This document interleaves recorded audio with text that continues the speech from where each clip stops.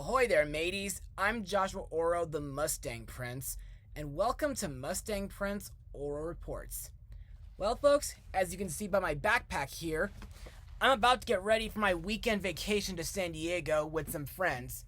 And for today's episode, I want to talk about Treasure Island again. As we all know, this is one of the most classical adventure novels that Robert Louis Stevenson has ever written. And the last times I ever talked about this story was during my blogs of The Page Master and Disney's Treasure Planet. However, today, we're going to look at a fun, hilarious, and underrated musical adaptation that was put together by the Muppets. Released on February 16th, 1996, the movie is Muppet Treasure Island. Now, let's get sailing. Having heard the legend of Captain Flint's massive treasure, young cabin boy Jim Hawkins, along with his friends Gonzo the Great and Rezzo the Rat, set out on a frantic search for it on a mysterious island.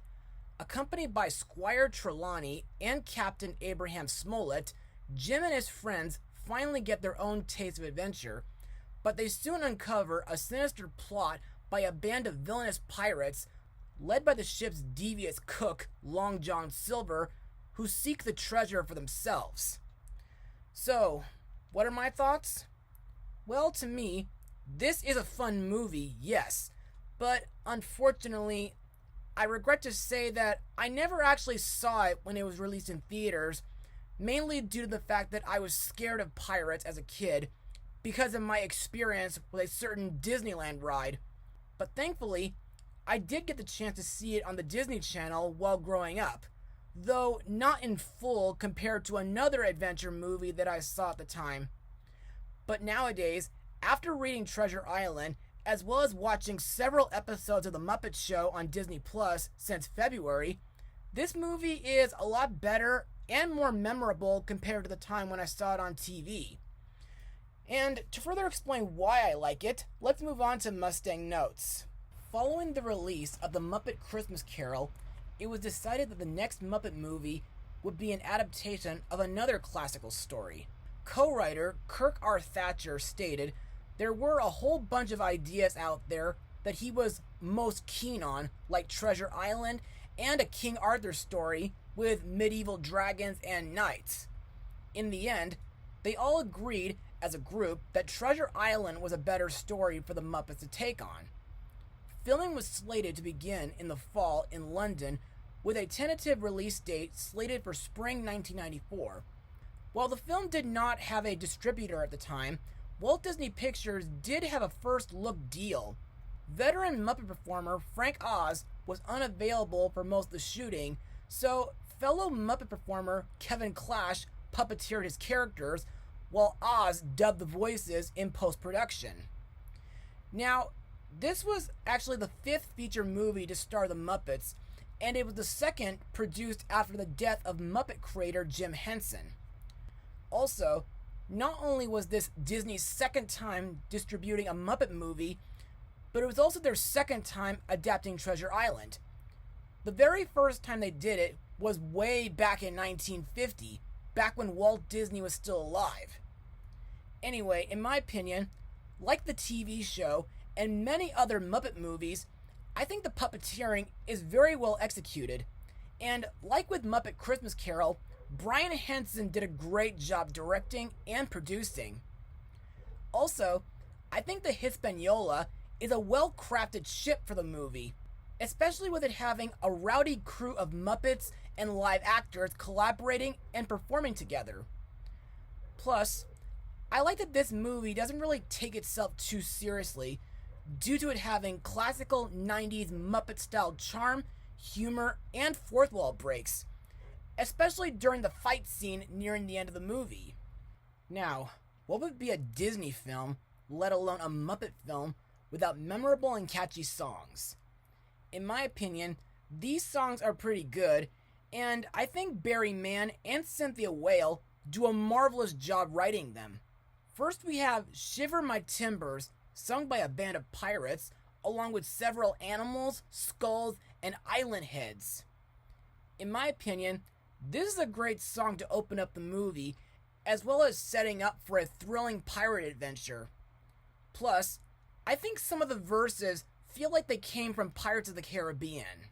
Next is Sailing for Adventure, sung by the Hispaniola crew as they cast off to sea.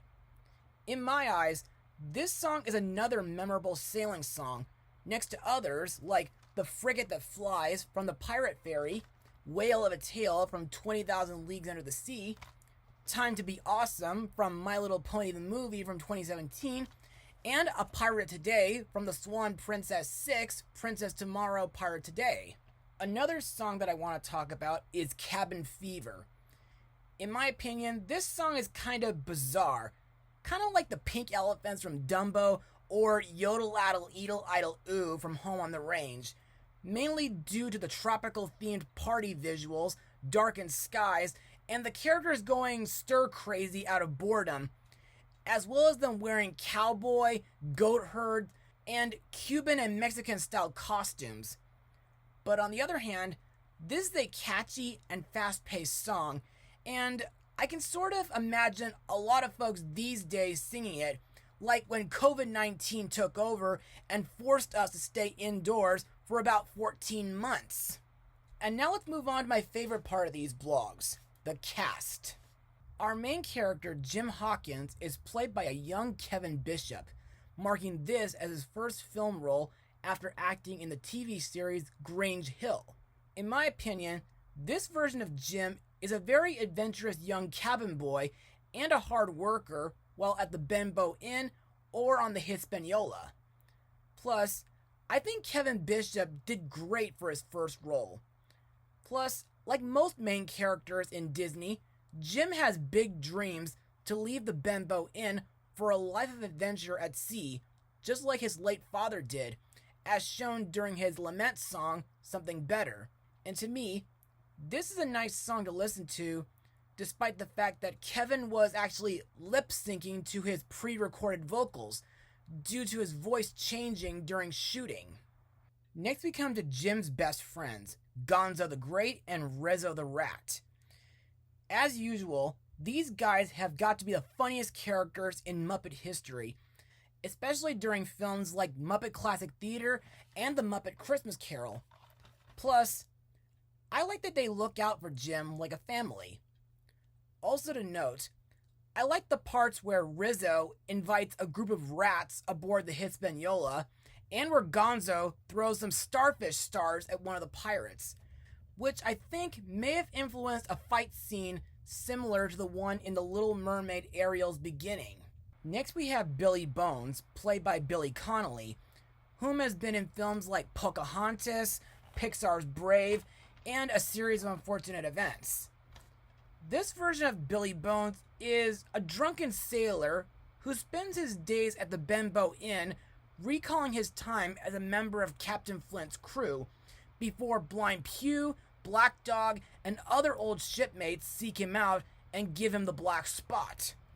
But thankfully, before Bones dies from a heart attack, he entrusts his treasure map to Jim Hawkins and warns him about a one-legged man and other dangers that may await them. Next is Squire Trelawney, played by Fozzie Bear. To me, Fozzie's portrayal as Trelawney is pretty much a half-wit kind of character, especially due to the fact that he believes that a man named Mr. Bimbo lives in his finger. However, I like that Trelawney, along with Dr. Livesey, played by Dr. Bunsen Honeydew, and his assistant Beaker, financed the Hispaniola voyage to Treasure Island. Next we come to Captain Abraham Smollett, captain of the Hispaniola, played by Kermit the Frog. In my eyes, Kermit's portrayal as Smollett makes him a very fun character. Plus, like his book counterpart, Smollett is a responsible, compassionate captain who is usually soft-spoken and forgiving, as well as contrary to warnings that Samuel Arrow gives to Jim Hawkins. Also, during the voyage, Smollett is reunited with his past love, Benjamina Gunn. More on her later. Also, I found it interesting that Smollett knew Jim's father before he passed away. Also, I think Kermit's style of sword fighting makes him, well, pretty feisty. Next we come to Smollett's first mate, Mr. Samuel Arrow, played by Sam Eagle. To me, Sam's role as Mr. Arrow is not only strict, but he's also pompous, efficient, and highly safety-oriented. Plus, he performs his duties very well. However, unlike in the book where Mr. Arrow dies from being thrown overboard, in the movie, he is merely tricked into taking one of the lifeboats for a test run. Our next character is Benjamina Gunn, played by Miss Piggy. Benjamina is pretty much a female version of Ben Gunn from the book. However, in this version, she was marooned on Treasure Island by Captain Flint years ago, along with his treasure, which she enjoyed caring for. And ever since then, she's been living with tribal pigs as their queen. Plus, Benjamina has had relationships with Smollett, Flint, and Silver sometime prior, though her heart mainly belongs to Smollett, as shown during hers and Smollett's love song, Love Let Us Hear. Other Muppets featured in this movie include Statler Waldorf, Lou Zealand, The Electric Mayhem, The Swedish Chef, and Sweetums. Finally, we come to the most famous pirate in all of literature, Long John Silver, played by the famous Tim Curry, whom you folks should know from such hit films like The Rocky Horror Picture Show, as well as Annie 1982. In my eyes, Tim Curry is awesome when it comes to playing this classical one-legged pirate. Plus, Tim Curry has stated that his role as John Silver was one of his most favorite roles he's ever done. I mean, can you blame him? Plus, Curry has also said that he's always been a Muppet fan. As for this version of Silver, well, he's mostly similar to his literary counterpart, serving as a decent mentor and father figure to Jim Hawkins, while secretly plotting to mutiny the Hispaniola and stealing the treasure from Treasure Island. Also, I think his band of pirates are very comical, tough, and eccentric. As for his villain song, A Professional Pirate, well, in my opinion, this song can be pretty manipulative, especially when Silver tries to convince Jim to join his crew. And now let's move on to my final words. Overall, Muppet Treasure Island is such a fun and zany adaptation of Robert Louis Stevenson's classical adventure novel. The setting and puppeteering is excellent when it comes to Jim Henson. The acting, from the Muppets to the human actors, are phenomenal while playing their assigned roles. The songs are great to listen to, and the comedy is charming and hilarious. If you want a rip-roaring good time, go watch this movie. You won't be sorry. I give this film a 96% out of 100. Well, everyone, that's all for now. Be sure to join me on Monday for my next episode. Mustang Power.